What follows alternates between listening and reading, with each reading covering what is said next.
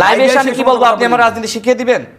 রাজনীতি আপনাকে না, আপনি এভাবে বলতে পারেন না। আপনি কেন আমাকে বারবার আপনি বক্তব্য শেষ করুন। আপনি যদি মনে করেন যে আমরা রাজনীতিতে আমাদের বক্তব্য শেষ করার ব্যাপার না, আপনি কেন আমাকে বারবার থামাবেন? আপনি আমার চেয়ে অনেক আগে করেন। আপনি তো না রাজনীতি বয়স আমি আপনাকে থামাইছি। আপনি যে বলতেছেন রাজনীতির অভিজ্ঞতা, রাজনীতি বয়স আপনার কত? ভাই রে, আপনি অপেক্ষা করুন। ছাত্র রাজনীতি করে ঢাকা বিশ্ববিদ্যালয় ছাত্র রাজনীতি করে একটা এই জায়গায় আসছে। আমাকে কেন বারবার আজকে রাজনীতি এসে একটা সংগঠনের সেক্রেটারি আপনি বলছেন আপনাকে শিখাবো। রাজনীতি শিখার তো শেষ নাই, আপনি শিখবেন, আপনার শিখার আরো সময় আছে। আমিও সবটা আমাকে শিখাতে পারেন না। এই উপদেষ্টাদের মধ্যে শুধু দুইজন উপদেষ্টার কথা বলে, নাম বলবো না, দুইজন উপদেষ্টাকে বিভিন্ন সময় আমি ফোন দিয়েছি যে আমাদের প্রোগ্রামে একটু আসেন, বক্তব্য রাখেন অতিথি হিসেবে। আপনাদের মতন মানুষ যদি প্রোগ্রামে আসে তাহলে এই বিষয়টা আসলে মানুষের কাছে বেশি দ্রুত ছড়িয়ে পড়ে। প্রোগ্রামটা কি? হাসিনার পতন। প্রোগ্রামটা কি? আওয়ামী লীগের জুলুমতন্ত্রের বিরুদ্ধে। প্রোগ্রামটা কি? এই ফ্যাসিস্টদের নিপীড়নের বিরুদ্ধে। তারা শেখ হাসিনার বিরুদ্ধে কখনোই আমাদের আহ্বানে মাঠে আসে নাই, তারা হয়েছে উপদেষ্টা। সুতরাং আপনি যদি বলেন যে তারা এত সহজে ইলেকশন দিয়ে দেবে, আমি এটা বিশ্বাস করি না।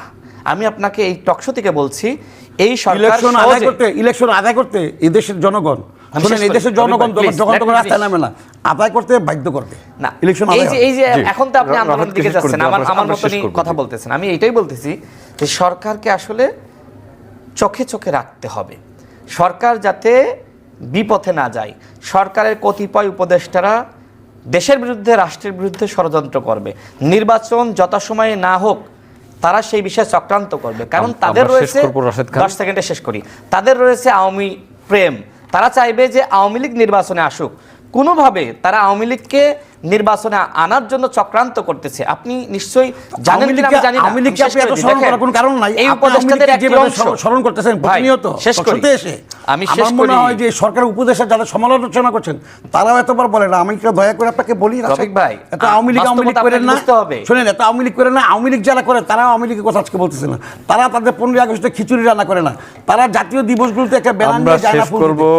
আওয়ামী লীগের দেশে রাজনীতি করবে, দাঁড়াতে পারবে, এটা আমি বিশ্বাস করি না। এরা দাঁড়াতে পারবে কোন মুখে? না না, আওয়ামী লীগ কোন মুখে দাঁড়াবে? শেষ করতে দেন। কোন অধিকার নিয়ে দাঁড়াবে আওয়ামী লীগ? আমাকে বলেন। আপনার কথা তো বললেন, আমি শেষ করি। শোনেন, আওয়ামী লীগ এই যে ঘাপটি মেরে রয়েছে, আওয়ামী লীগ এই যে নিশ্চুপ, এটা আসলে একটা মানে খুবই সংশয়ের বিষয়। আওয়ামী লীগ যদি ছোট ছোট মিছিলও নিয়মিত করতো তাহলে বোঝা যেত যে তারা ফিরে আসার চেষ্টা করতেছে। কিন্তু একটা মানুষ যখন হঠাৎ করে স্তব্ধ হয়ে যায় তখন আসলে আতঙ্ক, সন্দেহ, সংশয় বেড়ে যায়। উপদেষ্টাদের মধ্যে একটি গ্রুপ, তারা কিন্তু রিফাইন্ড আওয়ামী লীগ নামে আওয়ামী লীগ ফিরিয়ে আনার চক্রান্ত করেছিল। এমনকি আমাদের সাথে তো আসলে বিদেশিদের বিভিন্ন সময় মিটিং হয়, তারাও আমাদেরকে বলেছিল যে আওয়ামী লীগকে আপনারা কেন ব্যান করবেন, আপনারা আওয়ামী লীগকে নির্বাচনে এনে হারিয়ে দেন। তাদেরও কিন্তু আওয়ামী লীগের প্রতি সমর্থন রয়েছে। প্রধান উপদেষ্টা নিজেও কিন্তু বারবার বলেছে যে আওয়ামী লীগ নির্বাচনে অংশ নিবে কি নিবে না সেটি আওয়ামী লীগের দলীয় সিদ্ধান্ত। কেন বলেছে? আমি শেষ করি, যোগ করি। আওয়ামী লীগকে ব্যান করা না করার পক্ষে আমিও ছিলাম না। আপনাকে আমাকে যদি বলেন, আমি শেষ আমি বলবো যে আওয়ামী লীগ এমনি শেষ হয়ে গেছে, ভালোভাবে পৌঁছাবে না। আওয়ামী লীগ এমনি শেষ হয়ে গিয়েছিল। শুনেন, আপনিও ফেসিবাদ বিরোধী শক্তি, আমিও ফেসিবাদ বিরোধী শক্তি, এখানে কাউন্টার দেওয়ার কিছু নাই। আমি কোনো খারাপ কথা বলতেছি না, এই ধরনের কথা আমি সবসময় বলি। তো আমি যেটি বলছিলাম যে আওয়ামী লীগকে ফিরিয়ে আনার ব্যাপারে প্রধান উপদেষ্টা নিজেও তার বক্তব্যের মাধ্যমে আমার কাছে মনে হয়েছে যে আন্তরিক, রিফাইন্ড আওয়ামী লীগ, এবং এই উদ্দেশ্যে কিন্তু সাবের এবং মান্নানকে জামিন দেওয়া হয়েছিল। এবং এই যে সাবের এবং মান্নানকে সামনে রেখে মূলত রিফাইন্ড আওয়ামী লীগ গঠন করতে চেয়েছিল। এবং এই বিষয়টা কিন্তু এনসিপির বর্তমান নেতারা, বিশেষ করে হাসনাত আবদুল্লাহ, তিনি কিন্তু এ নিয়েও জেনেছিলেন, তিনিও বিষয়টা কিন্তু সামনে এনেছেন যে রিফাইন্ড আওয়ামী লীগ গঠনের একটি আলোচনা চলছে। এনিহাও, যাই হোক, আমরাও কিন্তু সবসময় বলেছি যে রিফাইন্ড আওয়ামী লীগ গঠনের একটি চক্রান্ত উপদেষ্টাদের একটি অংশ করছে। এবং এই বিষয়টি আমি শেষ করি। আমি রাজনৈতিক দলের কর্মী হিসেবে বিএনপির আমি বিব্রত হই। আমি বিব্রত হই। আপনি যে কথা শেষ করে দিই, না না, এই কথাগুলো খুব শেষ করি ভাই। না না, আপনি যে বলেন যে ভিতরের কথা আওয়ামী লীগের, এগুলো দেশ জাতীয় কিন্তু জানে না, এগুলো বিব্রত করার কথা। বিব্রত করার কথা বিব্রত হলে আপনি না না, আমি না একটা জাতিকে বিব্রত করার কথা। সাথে সাথে আমার আপনার কথা না, না না, আপনি বিব্রত যে আপনার টেবিল টকে বললেন, আপনার ঘরে, আপনার রাজনৈতিক অফিসে, আপনার অফিসে আপনি চ্যানেলে আইসা ভিতরে কথা রফিক ভাই, টকশো কিন্তু বিএনপির অন্যদের দেশে করে তাদের আচরণ আপনার মত না। ওইটা না, আমি আপনি যেভাবে কথা বলতেছেন, আপনাকে প্রশ্ন করি যে কোথায় কোথায় আলোচনা হচ্ছে, আপনি এইভাবে কথা বলতেছেন কেন ভাই? সংসদে আমরা রাজনীতি আমরা ঘুরে এসে জুড়ে বসে থাকি। আপনি এইভাবে আমার কথা আপনি যে বলতেছেন মান্নান কারকার নাম, আপনি এই যে আওয়ামী লীগের মতন স্টাইল অথেন্টিসিটি কি হোয়াট ইজ দিস ভাই? না না অথেন্টিসিটি আমরা কি ঘুরে এসে জুড়ে বসছি? না, ঘুরে এসে জুড়ে আমাদের অবদান নাই। আপনি কিভাবে কথা বলেন? আমরা শেষ করে বারবার আমার কথা থামিয়ে আওয়ামী লীগের ভয় আপনি অস্থির হয়ে গেছেন। ভাই এটা উচিত এটা না। আওয়ামী ভয় আপনার আপনার সমস্যা। না না আপনার তো আওয়ামী ভয় কেন? আপনি এরকম করতেছেন না কেন ভাই? দুঃশাসনকে আপনি ভয় পান কেন? রাসেল সাহেবকে শেষ করতে দিন। ফেসিস্টকে আপনি তো ভয় পান কি কেন? ধরনের রাসেল সাহেবকে শেষ করতে দিন, আমরা অনুষ্ঠান শেষ করব। জি, আপনি শেষ করুন। না ভাই সে কথা এইভাবে করতেছে কেন? বিএনপির একদম না। শীর্ষ নেতৃত্ব জনাব তারেক রহমান থেকে শুরু করে বিএনপির স্থায়ী কমিটির সবার সাথে আমাদের যোগাযোগ সম্পর্ক, বিভিন্ন জায়গায় উঠি বসি আমরা একই প্রোগ্রামে আমরা থাকি। শেষ করে দিই। রফিক ভাইয়ের মতন এরকম তো কেউ আচরণ করে আপনি শেষ করুন, না আপনার না আমি বক্তব্য। খুব কষ্ট পাচ্ছি যে সে বারবার কাউন্টার দিচ্ছে কেন? বলবেন না। আপনি কি আপনার দলের বিরুদ্ধে বলছেন না আপনার বিরুদ্ধে বলছেন? বলের বিরুদ্ধে না এগুলো এই সব কথা না, এই কথা আমি বললে আপনার সমস্যা কোথায় ভাই? লাইভে এসে আপনারটা আপনি বলেন। লাইভে এসে আমি কি বলবো? আপনি আমার রাজনীতি শিখিয়ে দিবেন? রাজনীতি আপনাকে না না আপনি এভাবে বলতে পারেন না। please, আপনি কেন আমাকে বারবার আপনি থামাচ্ছেন বক্তব্য ভাই? শেষ করুন। আপনি যদি মনে করেন যে আমরা রাজনীতিতে আপনি আমাদের বক্তব্য রাজনীতি শেষ শিখানোর করুন। ব্যাপার না আপনি কেন আমাকে বারবার থামাবেন? রাজনীতি আপনি আমার চেয়ে অনেক আগে করেন Please, আপনি তো please, না না রাজনীতি বয়স আমি কি আপনাকে থামাইছি আপনি যে একবারও? বলতেছেন রাজনীতির অভিজ্ঞতা রাজনীতি বয়স আপনার কত? ভাই রে, আপনি এগুলো কি আমার- বলেন? আপনি অপেক্ষা করুন। ছাত্র রাজনীতি করে ঢাকা বিশ্ববিদ্যালয় আমরা শেষ ছাত্র রাজনীতি করব। করে একটা এই জায়গায় আসছেন। হ্যাঁ, আমাকে কেন আপনি বারবার আজকে থামাচ্ছেন? আমি রাজনীতি এটাই এসে একটা বুঝতেছি। সংগঠনের সেক্রেটারি আপনি বলছে আপনাকে শিখাবো। রাজনীতি শিখার তো শেষ নাই। আপনি শিখবেন। আপনার শিখার আরো সময় আছে। আপনি আমিও সব কথা আমাকে শেখাতে পারেন না না। না কষ্ট শিখার আমি শেষ করে দিই। আপনি আমাকে অংশ করছেন বলে আপনি এইভাবে বলতে রফিক পারেন। ভাই, এটা একটা খারাপ সময়ের দেখা যাচ্ছে। মানুষ এটা আমিও বলতে খারাপ ভাবে চাই। নেবে। আমি শেষ করি ভাই। জি শেষ আমি আপনাকে বলতেছি আমি যে আমার please. আমি আমার তথ্য আমি আমার যে অভিজ্ঞতা সেই অনুযায়ী আমি আমার বক্তব্য দিচ্ছি। জি।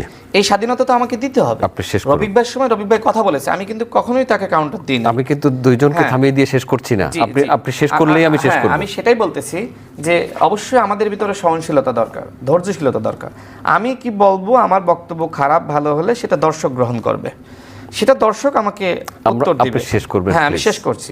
সেটা রফিক ভাই বারবার আমি খুবই দর্শকদের কাছে আমি দুঃখ প্রকাশ করছি এই ধরনের না, আপনার পরিস্থিতিতে আমি দর্শকদের কাছে কি এই ধরনের দুঃখ প্রকাশ পরিস্থিতিতে আমি পড়তে না না চাই আপনি না। আওয়ামী please, শিবিরের please, কথা আশঙ্কা please, করতেছেন please, বাইরে আপনি- বাইরে আপনি- দর্শকদের নিয়ে আপনি টানতেছেন আমরা শেষ করব। আপনি দর্শকদের নিয়ে টেনে কি আপনি বড় নেতা হয়ে যাবেন? রফিক শিকদার, আমরা একটু একটু একটু এগুলো শেষ কি করতে বলেন? দিন। রাশেদ খানকে শেষ করতে দিন। ভাই আওয়ামী লীগ তো আপনার ফিরে আসার আশঙ্কা তো সবাই করে। তো এটা আমরা আপনি তো- করেন, আমি বিশ্বাস করি আচ্ছা না। ঠিক আছে আপনি করেন না, এটা আপনি করতে পারেন, আপনার আমি মত বিশ্বাস বললেন, করি না। আমি শেষ করি ভাই। তো আপনি শেষ সেই করুন। জায়গা থেকে আমরা মনে আপনার করি বক্তব্য শেষ করুন। হ্যাঁ আমার বক্তব্য শেষ করছি। সেই জায়গা থেকে সরকারের অনেকে যেহেতু আওয়ামী লীগের ব্যাপারে তাদের সফট কর্নার রয়েছে, এই জন্য আমাদের যারা আমরা ফেসিবাদ বিরোধী শক্তি ছিলাম আমাদেরকে অবশ্যই নিজেদের ভিতরে একতা ধরে রাখতে হবে। জি। আমরা যদি বিভক্ত হই তাহলে আওয়ামী লীগ ফিরবে, খুব স্বাভাবিক। কারণ একটা দল বা একটা শক্তি কখন আসলে ফিরে আসার সুযোগ পায়, যখন আমরা যারা লড়াইয়ে অংশ নিয়েছি আমরা যখন বিচ্ছিন্ন হয়ে যাব, বিভক্ত হয়ে যাব। দেখেন ৭১-এর পরে শেখ মুজিব যখন বাকশাল কায়েম করলো, বাকশালের পরে আওয়ামী লীগ বাংলার মাটিতে কখনোই ফিরে আসবে এই কল্পনা কেউ করেছিল? ওই সময় জাসদের প্রায় ৩০,০০০ নেতাকর্মীকে আপনার গুম খুনের শিকার হতে হয়েছে। ঠিক দেখেন তারপরে কিন্তু আওয়ামী লীগ এরশাদের আমলে কিন্তু ব্যাক করেছে না? তো যাই হোক, এখন ২৪-এর আপনার গণহত্যা, এইবার ২০০০ মানুষকে শহীদ করা হয়েছে, ৩০,০০০ আহত যোদ্ধা। আমরা যদি আওয়ামী লীগকে ওইভাবে আসলে ভ্যাকসিন দিয়ে তাকে নিঃশেষ করে না দিতে পারি, আওয়ামী লীগকে বিভিন্ন জায়গায় আমরা তাদেরকে প্রোটেকশন দিই, তাহলে আওয়ামী লীগ তো ব্যাক করবে, খুব স্বাভাবিক। আশঙ্কা তো থাকতেই পারে। এখন আশঙ্কা যাতে বাস্তবে পরিণত না হয় সেই জন্য আমাকে ব্যবস্থা নিতে হবে। আমি তো সেই কথাগুলোই বলতেছি।